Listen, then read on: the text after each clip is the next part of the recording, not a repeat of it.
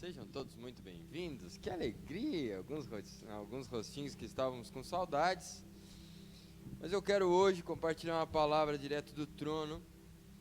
E eu quero te desafiar a romper com você mesmo.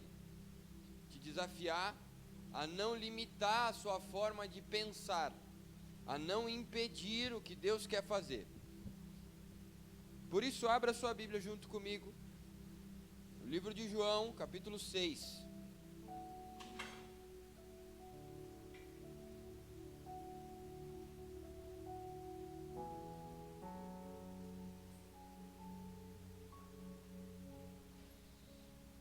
Quando um cenário é impossível, é mais fácil olhar para a minha realidade ou para a conclusão dela. Quando algo é complicado, é mais fácil acreditar que vai acontecer ou limitar aquilo que eu conheço ou me limitar a pensar naquilo que é possível. Entenda algo, Deus ele quer fazer e ele vai fazer. Agora, se vai ser comigo e com você, é uma pergunta que precisa ser feita. Porque quando nós impedimos o agir de Deus em nós mesmos, e a Bíblia vai nos mostrar algumas ocasiões que isso aconteceu, mas quando eu e você olhamos para nossas limitações humanas e colocamos Deus dentro delas, então impedimos o agir dele no nosso meio. Olhe para quem está do seu lado, por favor. Agora corra o olhar adiante dele e veja que ainda há muito espaço aqui. Mas diga para quem está do seu lado: na meta que Deus deu, nós vamos precisar de outro lugar. Ontem tinha 108 pessoas. Irmão, estava apertado já, estava ruim. Até dezembro a gente vai ter no mínimo 100 pessoas. Vieram junto, né? Amém? Então vai começar a ficar apertado. Mas eu me movo com aquilo que eu vejo ou com aquilo que eu creio e acredito. Há um ano atrás eu me vi diante de um cenário impossível.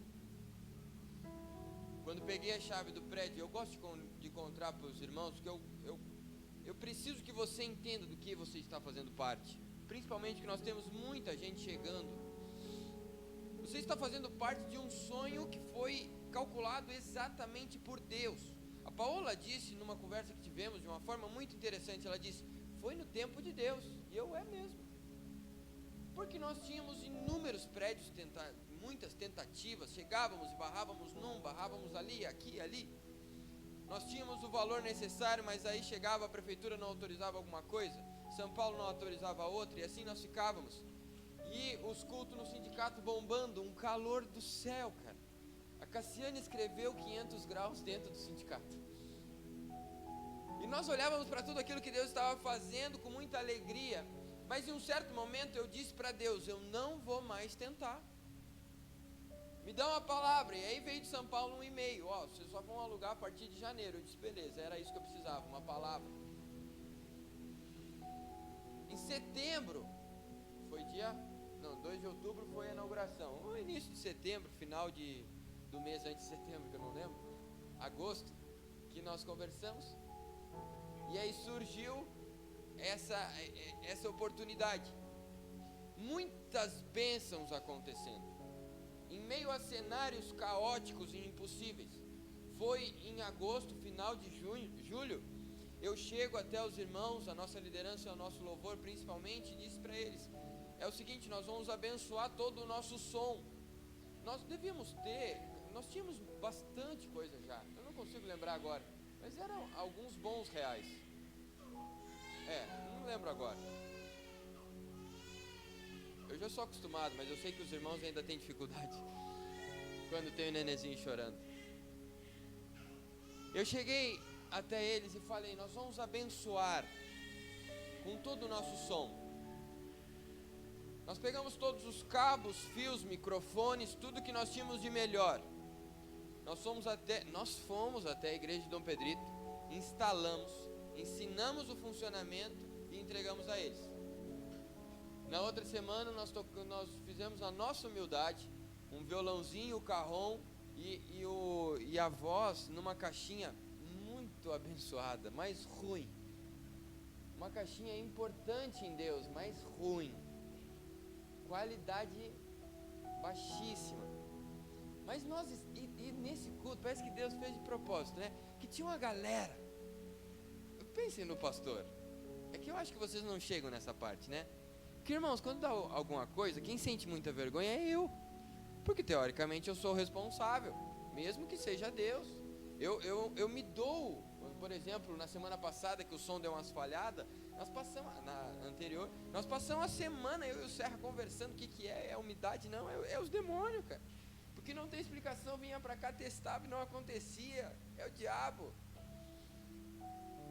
E quando tudo isso acontecia, eu dizia, eu chego até, eu saio daqui, perplexo, numa quarta ou quinta-feira à tarde, eu saio chorando até em casa, assim, eu estava tomado, sabe, de um amor, uma alegria. Eu chego até a pastora, eu digo para ela, eu aluguei um prédio, mas é um cenário meio impossível. E ela disse, mas é um prédio? Se é, porque tinha muita coisa a fazer, e para ficar com a nossa identidade precisaria de algum investimento. E é legal, irmãos, é muito legal ver onde nós estamos chegando, porque a gente só se alegra com a maturidade quando vence a imaturidade, né? Senão não tem como se alegrar com a maturidade.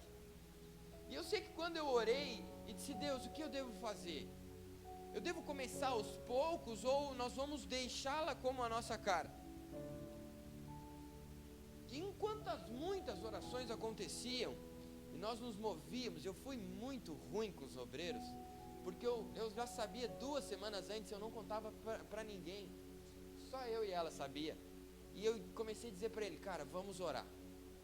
Levantamos turnos de oração todos os dias, torres de oração, porque Deus vai nos dar um prédio, Deus vai nos dar um prédio. Nós já tínhamos prédio. E quando tudo isso acontecia, eu lembro que dentro de mim, eu nem falava tanto para ela, porque isso é papel de homem às vezes, né? Muitas vezes é papel de homem, viu, homem? Chegou no momento de falar para os homens, foi cedo hoje. Viu, homens? Às vezes tem que segurar no osso do peito, porque você é o menino. Como eu digo pro Frederico, o Frederico é o namoradinho, o Frederico é o meu filho. Eu digo pro Fred, eu vou usar um termo bem bonito, tá? Tu tem um tiquinho, ela não tem. Então tu é responsável por suprir a nossa casa em segurança. E ele, eu sou Sansão. E defende as manas, às vezes agride também. Eu lembro que em muitas das madrugadas, que eu virei um esqueleto, né? Porque eu não dormia e não comia, eu jejuava e orava a noite inteira. E eu comecei a dizer, Deus, o que a gente vai fazer? A gente vai para cima ou vai aos poucos? Eu dou um passo ou eu dou 10? E Deus só falava, identidade, identidade, identidade. Conversa com os pastores, eles, não, vai para cima, vai para cima, vai para cima. Eu sei que a gente começou, a gente entrou para cá e começou a quebrar. Eu lembro que o amado irmão, que hoje é meu professor do Mergulhando na Palavra, ele disse, só não estraga nada estrutural, depois que ele entrou aqui a primeira vez. Mas aí a gente já tinha aberto um pouco daquela porta lá. Mas foram poucos centímetros. Foi o Serra. E onde eu quero chegar com isso, irmãos? Eu comecei a ver cenários impossíveis acontecendo. E muita coisa acontecia, e Deus nos instruindo e nos levando a níveis maiores de intimidade. Até que nós começamos a ver as coisas acontecerem, pessoas se achegarem, e a obra de Deus acontecendo de uma forma muito, muito intensa. E quando tudo isso acontecia, eu penso em alguém que foi, vamos usar um termo bem bonito, né, para não agredir ninguém em palavras, mas pense em alguém que teve a sua decisão muito questionada. E tudo bem, eu aprendi já, depois desses longos anos, depois desses longos meses. Mas sempre alguém vinha e me dizia, pastor, tu acha mesmo que deveria ter feito tanto? Irmãos, eu lembro que em janeiro, A gente ainda tinha muita coisa da igreja que tinha ficado pendente. E eu disse, nós vamos colocar, em dezembro, nós vamos colocar um ar. Como? Ela me olhava e dizia, como? Eu disse, sei lá, nós vamos colocar um ar. Nós vamos para cima. E em tantos pontos que os cenários impossíveis iam acontecendo e Deus mostrando. E nós olhávamos e dizíamos, nós vamos para cima, nós vamos retroceder. E eu pegava os obreiros e sacudia eles o tempo inteiro. Nós vamos para cima, nós vamos retroceder. Irmãos, ontem nós inauguramos o nosso Flame. E tinha uma galera, os irmãos de Bagé vieram em grande maioria, mas nós tínhamos mais de 60 pessoas de Rosário. Hoje eu imagino que nós tenhamos um culto com no mínimo 60 pessoas, mas com certeza é mais. Em dezembro nós vamos ter mais de 100 pessoas. E o que nós estamos vivendo hoje? Não é um passo de fé em uma loucura, não é se agarrar em uma palavra e concordar que o Senhor fará. Então, independente do cenário que eu vejo hoje, eu sei aonde eu vou chegar. Você sabe onde você vai chegar? Versículo 1 diz, depois disso, Jesus atravessou o mar da Galileia, conhecido também como mar de Tiberíades. Uma grande multidão, é tão legal ver a Carol lá, porque só enxerga o olho dela. Nós vamos providenciar um banquinho para ti, Carol. Uma escadinha. Eu também acho. A gente vai conseguir uma escada para ela, tá? Uma escadinha. Vamos conseguir. Uma grande multidão o seguia por toda parte. Pois tinham visto os sinais que ele havia realizado ao curar enfermos. Então Jesus subiu ao monte e sentou-se com seus discípulos. Jesus logo viu uma grande multidão que vinha a seu encontro. Voltando-se para Filipe, diga, Filipe. Então, os irmãos estão comigo ou não? Consegue ler e falar ao mesmo tempo? Começa a ficar fácil depois de um tempo. Diga, Filipe. Disse para Filipe, pôr à prova, pois já sabia o que ia fazer. Filipe respondeu,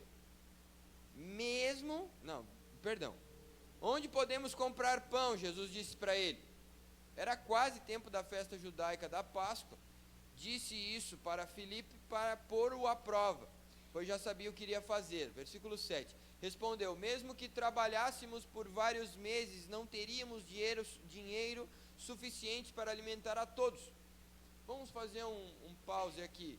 Já pode deixar, Carol, por favor. Deixa no versículo 7. Jesus chega para Filipe e dá uma palavra, nós vamos alimentar a multidão.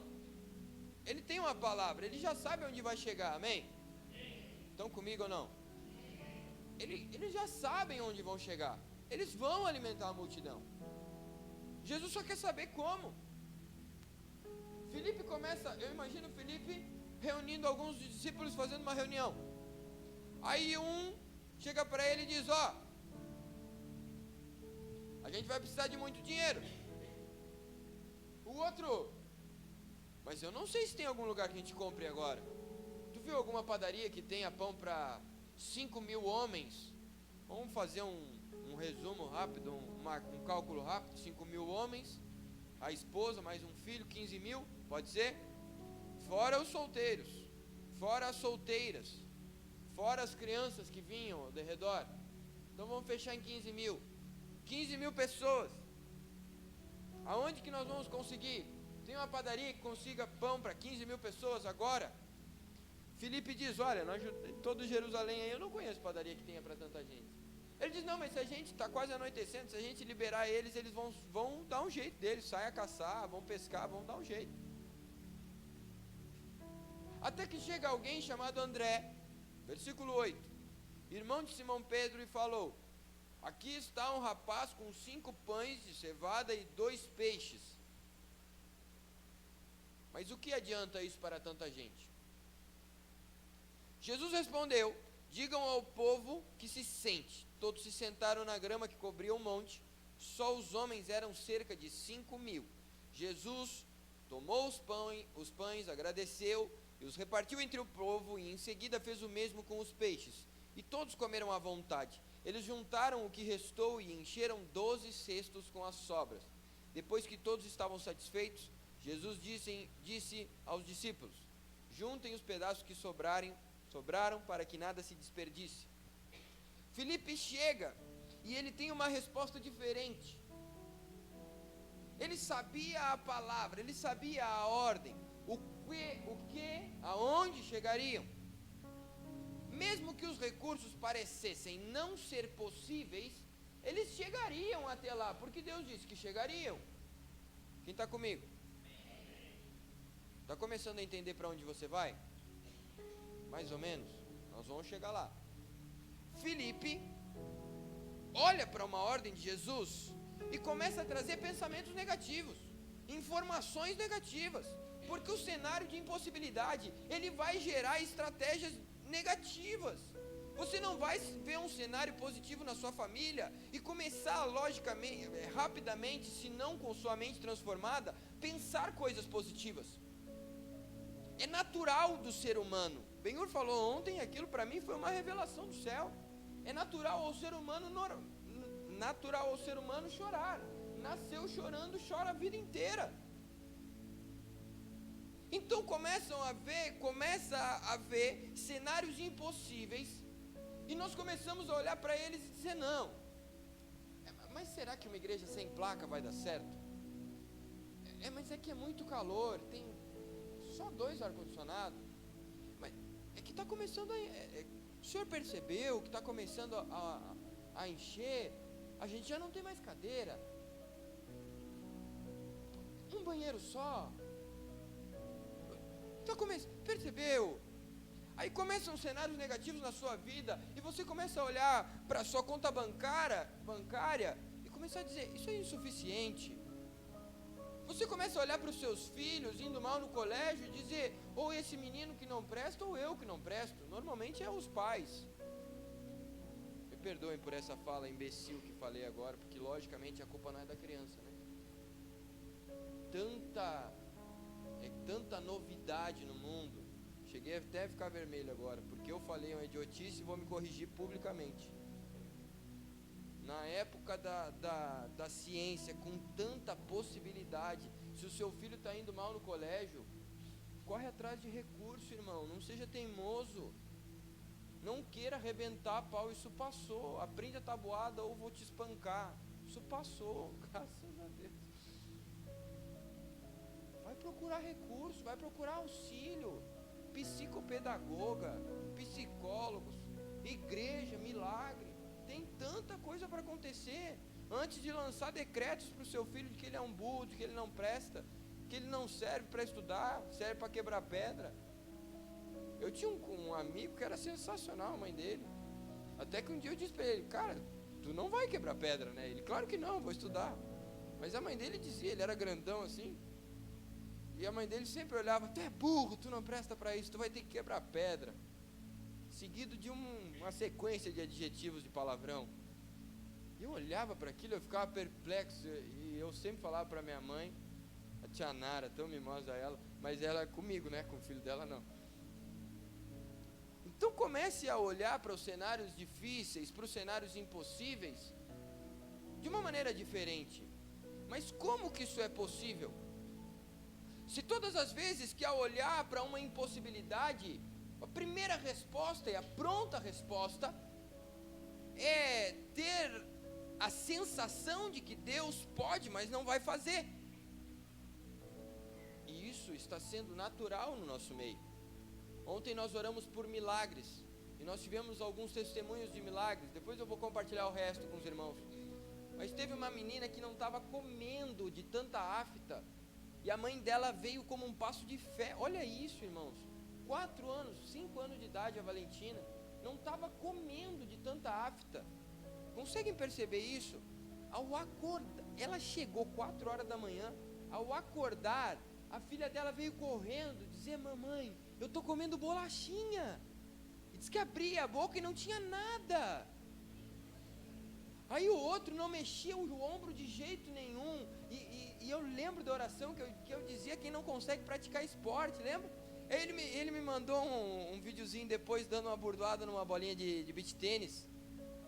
Porque são milagres, mas muitíssimos de nós, em momentos de oração por cura, milagres, prodígios, estamos, Deus faz, mas comigo não. Ai, mas é que é muito difícil a minha parte. A minha cura não. O meu milagre não. Jesus, ele teve duas escolas ali, Filipe e André. Quando Filipe chega para ele e diz, olha, só tenho informações ruins, não tem nada de bom para te oferecer, o negócio aqui não dá, não tem dinheiro, e mesmo que tivesse dinheiro, não tenho de comprar. Então vamos mandar eles embora com fome mesmo, jejum para todo mundo. Já André chega e diz, olha, o senhor me deu uma palavra, é um pouco insuficiente, mas eu creio que se tem uma palavra, tem bambu, tem flecha. Nós vamos. Ao seguir Cristo, nós passamos a ter duas formas de viver. E entenda que os dois eram discípulos, irmãos. Eles não deixavam de ser seguidores ou amar a Cristo pelas suas reações. Os dois estavam dentro de uma igreja. Os dois tinham as mesmas experiências coletivas, logicamente que individuais separadas.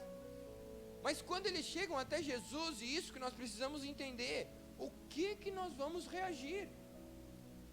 Felipe, ele passa a ser um calculista que usa todas as informações do cenário impossível. Elas eram sim negativas, mas ele foi até Cristo com as suas informações negativas, limitando. Não dá, vamos mandar eles embora. Até que André chega e diz, olha, é insuficiente, mas eu sei que o pouco nas tuas mãos é muito. Eu sei que o tudo contigo que o nada contigo é tudo. Falar do impossível, falar do deserto, da dificuldade, agarrar-se na escassez de alimento, na escassez de recurso, tem sido uma motivação das pregações, principalmente que nós vemos nas redes sociais.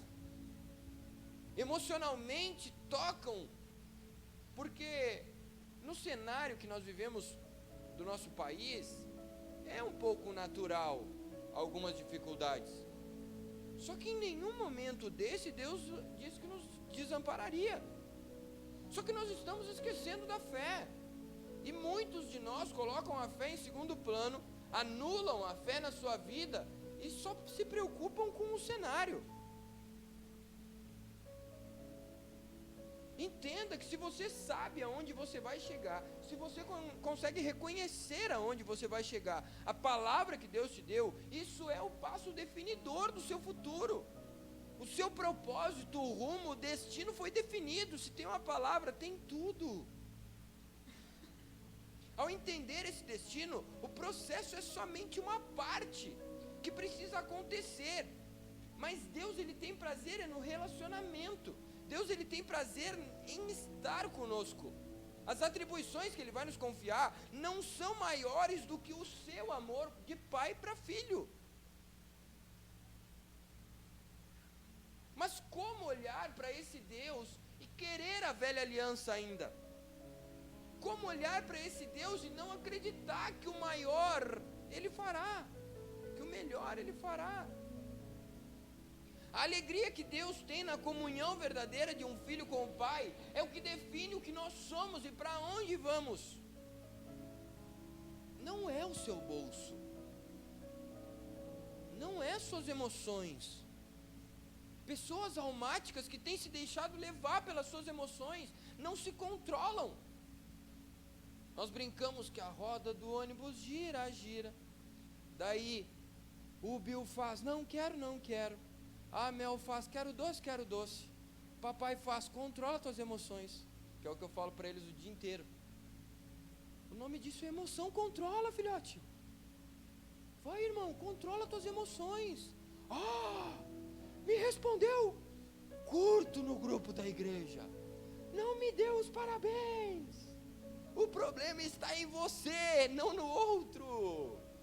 Controle as suas emoções. Abra por favor a sua Bíblia em Lucas 18, versículo 27. Uma parte do que vai acontecer é chamada processo, mas ela não é a melhor parte. Jesus responde, Lucas 18, versículo 27. Eu quero que você abra a sua Bíblia, você precisa marcar isso, para ser uma oração na sua vida, diariamente. Jesus respondeu, o que é impossível para os homens, é possível para Deus. Mas como que você está olhando? Como Felipe ou como André? Jesus está nos chamando a viver uma novidade de vida. E que pena que o irmão não está aqui. É muito legal quando chega gente nova na igreja que a gente não lembra o nome, né? O marido da Giovana, Bruno. O Luan, obrigado. Hoje conversava com ele no Instagram e ele me dizia, pastor, eu estou vivendo uma novidade de vida. Ele deve estar olhando em casa, com certeza. E eu com muita alegria, porque afinal ela vai ganhar mais hoje, mais amanhã, né? Mais um nenê. Igreja fértil, Deus é muito bom. Os irmãos que estão tentando aí, manda fogo, varão. Racha ela no meio que nem um machado. Mas o que você está fazendo diante do cenário impossível? Felipe olha para o futuro e ele analisa diante da sua experiência, dos seus planos, das suas possibilidades. A Dani e o Léo sorriram.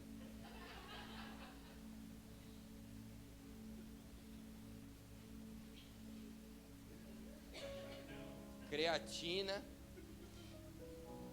energético, vai firme, ogro. Ele olha para o futuro com a sua experiência, com os seus planos. Ele começa a elaborar estratégias para vencer, para ser possível uma impossibilidade. Se é impossível para o homem, não tem plano que você faça de madrugada que vai resolver. Então dorme, descansa no Senhor. Não adianta nada ficar acordado de madrugada pensando, como que eu vou pagar a Pompeia? Como que eu vou pagar a Panvel? Como que eu vou pagar a gangue? Diga para você mesmo, em casa, na oração, eu não vou comprar depois de pagar.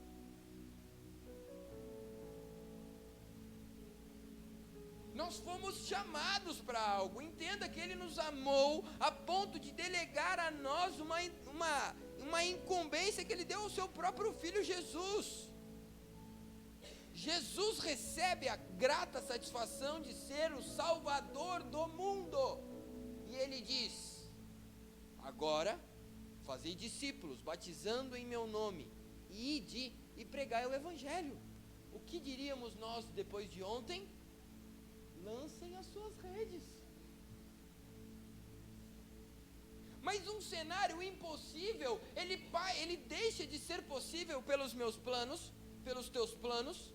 Pelo contrário, normalmente, quando nós vamos dar um jeitinho num cenário impossível, esse jeitinho ele vira um monstrinho, e que nós vamos alimentando até que ele vire uma grande dívida no cartão de crédito. Ou que então ele vire um grande problema, porque aí é uma mentirinha só no meu casamento, que gera uma desconfiancinha, e que daqui a pouco gera uma traição.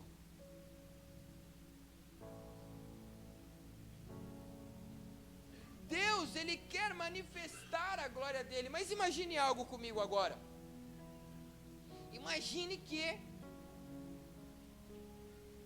você aceitou Jesus como Salvador da sua vida, e que você tem um livro que te afirma que você é mais do que vencedor, de que você vai vencer o mal, de que você vai ceder, você não vai ceder às tentações, de que você vai vencer todo e qualquer adversário, e que eles vão ser envergonhados, e você vai ser exaltado por Ele.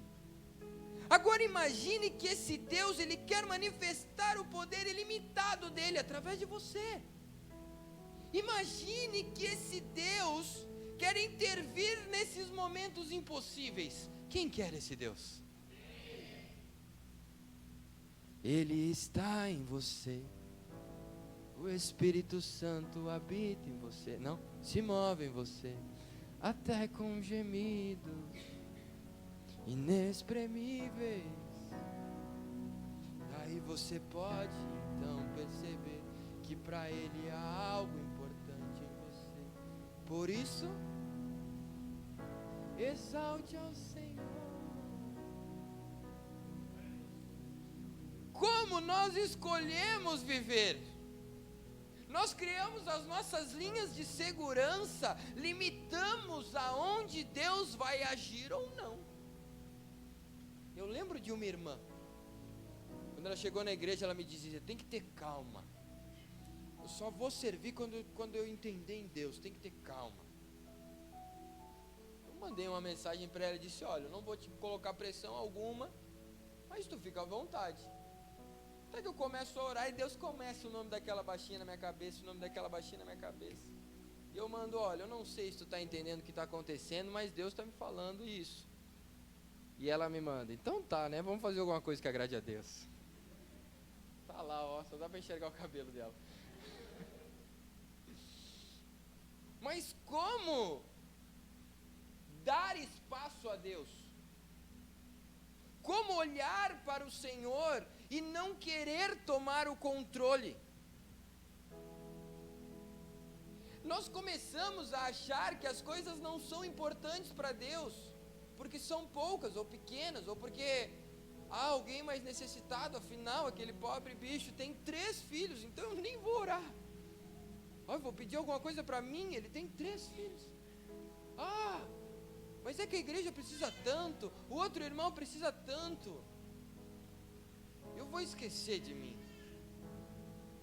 Entenda algo: se é importante para você, é importante para Deus. Eliseu olha para o Senhor e diz: nós perdemos o machado e é importante para nós. Faz aparecer em nome de Jesus. Flutua um machado na água, por favor. É importante para você? É importante para Deus. Confie e acredite que o Senhor fará. Ele vai te fazer avançar. Só que se você continuar colocando linhas de segurança que impedem o agir de Deus, então a culpa não é de Deus. É você que está impedindo.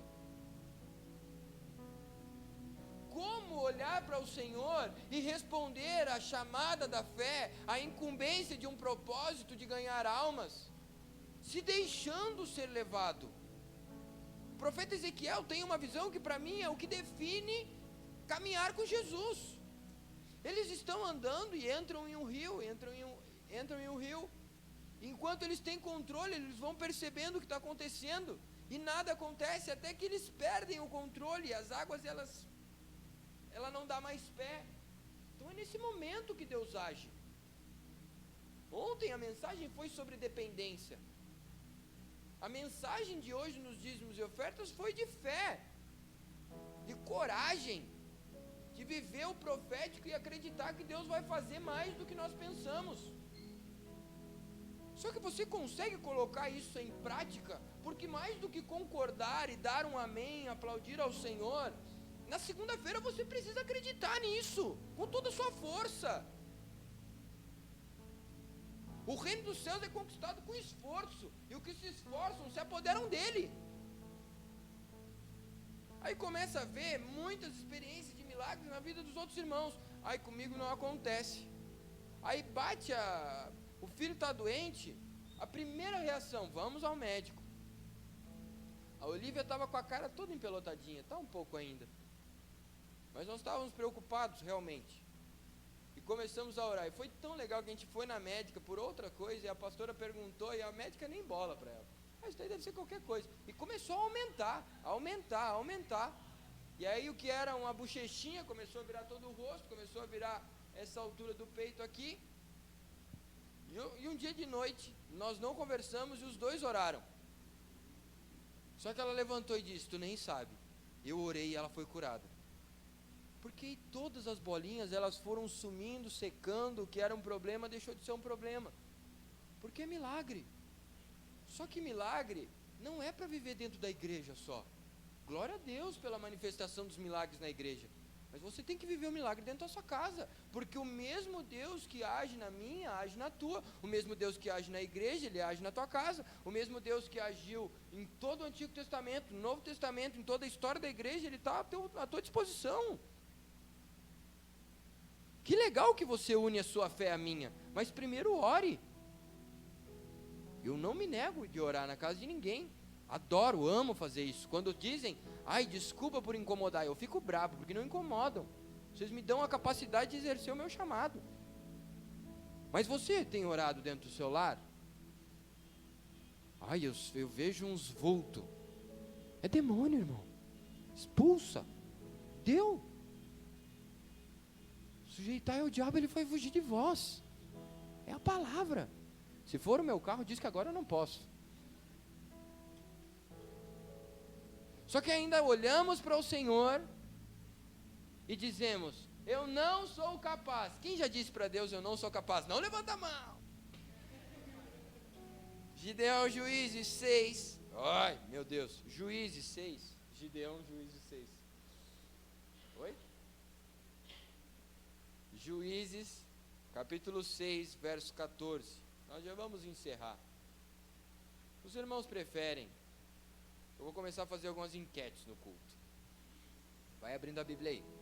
Juízes 6, verso 14. Quem acha que nós temos que começar a trazer músicas do passado? Eu adoro. Pô, essa do Valor aí eu fiquei muito feliz. Eu nem sei o nome dessa música mais, de tão velha que ela é. Quê? Inclusive nunca ouvi, então, só na igreja.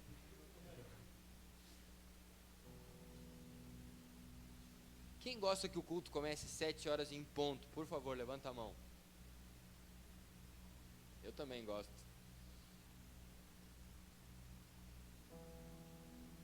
Quem não levanta a mão, vocês estão no time da pastora.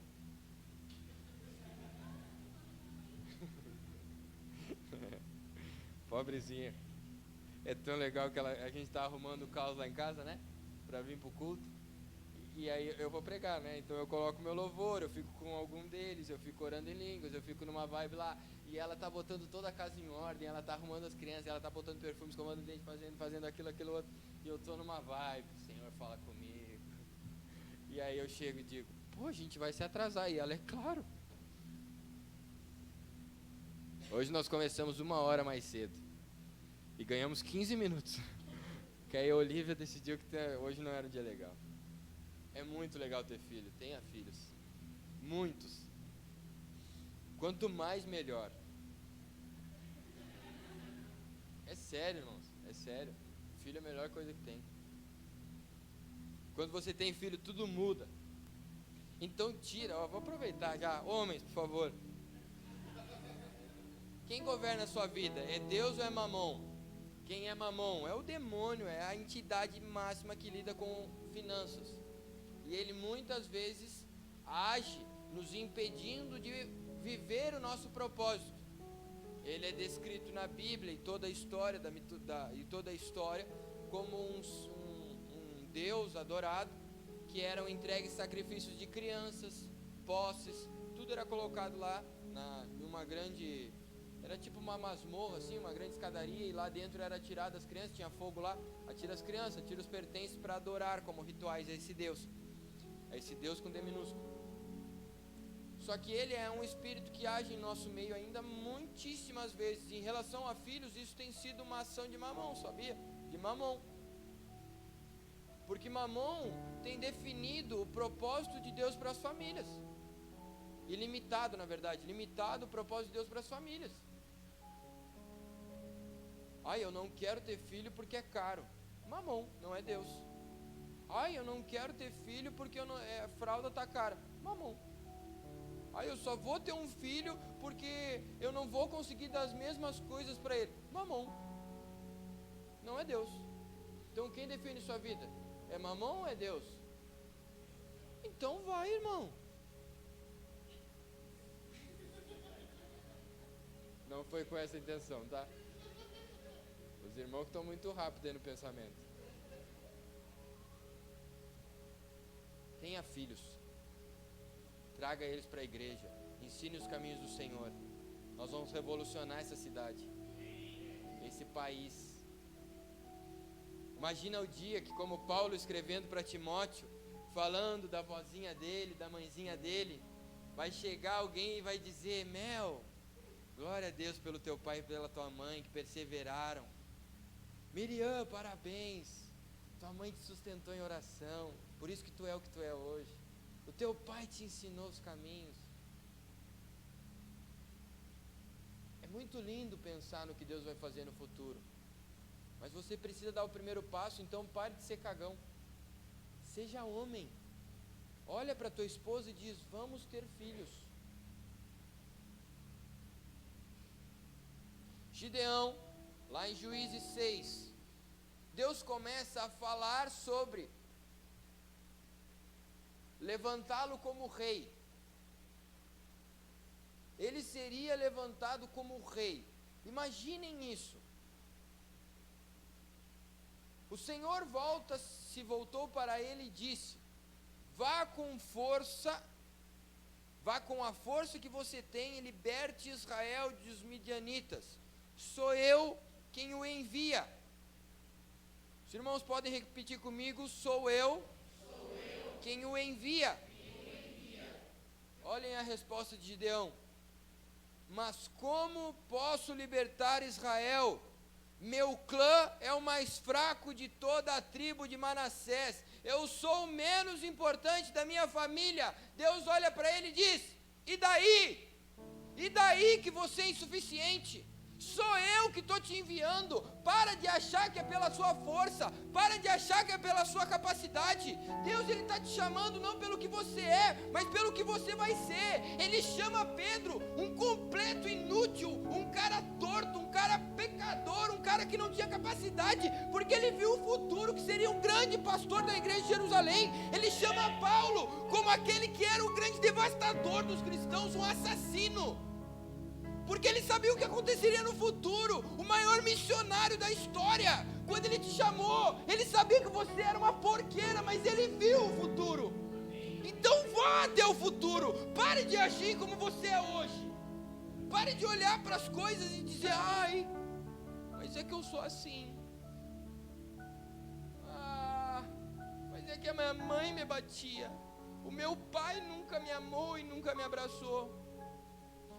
Se ajoelha, vai diante do Senhor e diz: eu não tive pai, e o Senhor sabe, eu preciso ser amado. Pare de reagir com cenários impossíveis, olhando para algo que não é a Deus. Comece a olhar para os cenários impossíveis e dizer: maior é o que está em mim do que aquele que no mundo está. Comece a olhar para os cenários impossíveis e se alegrar junto com o salmista. O Senhor ouve a minha oração, o Senhor a responde. O Senhor te chamou para algo, Ele te chamou para alguma coisa. O propósito dele já está definido na tua vida. Acesse o lugar do conhecimento e vá durante o processo até Ele. Sabe aquela paixão dos primeiros dias? Quando entra na igreja a primeira vez e se apaixona. Então começa aquele fogo e prega para um e pega para outro e prega para outro. Mas aí começa a vir a culpa. Remorso, erro, culpa, remorso, erro, culpa.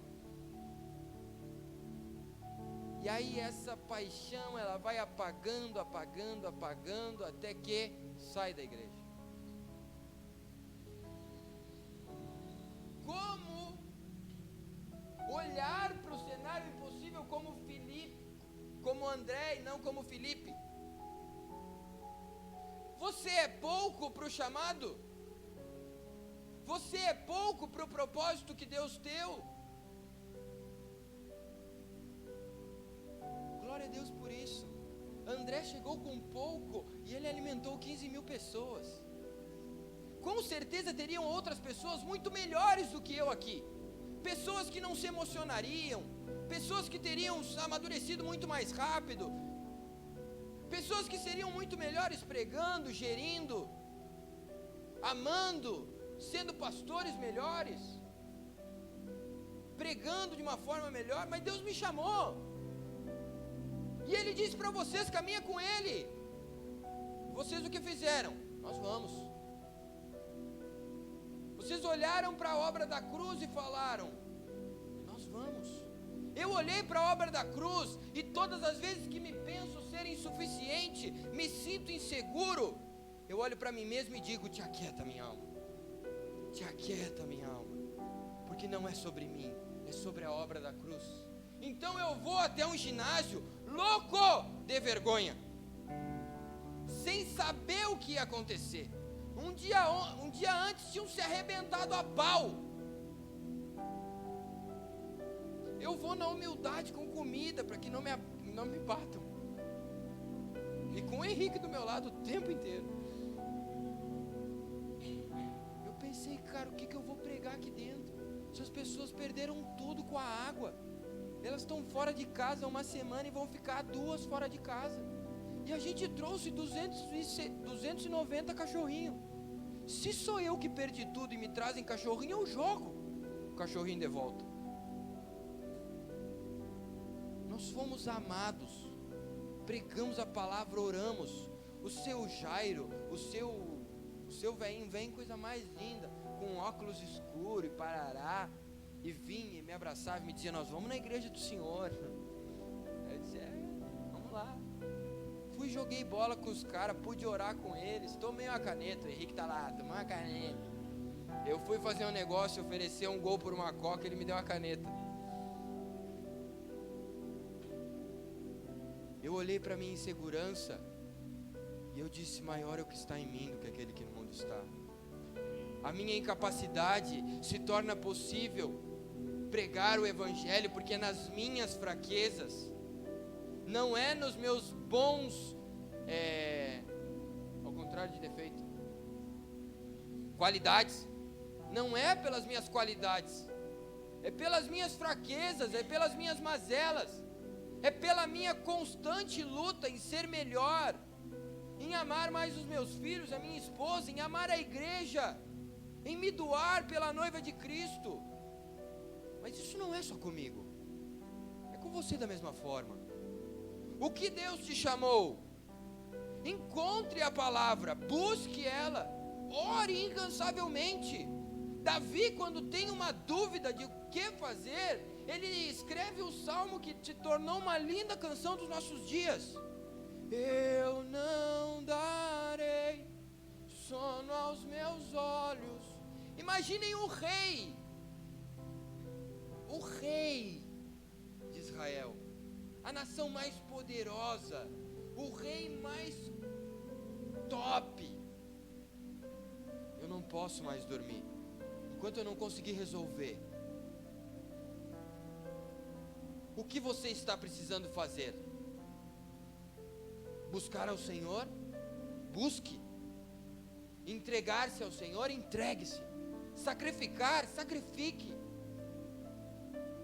Salomão, diante de dúvidas, sacrificou incontáveis animais. Você acha mesmo que é com conforto e prazer que você vai cumprir o seu propósito?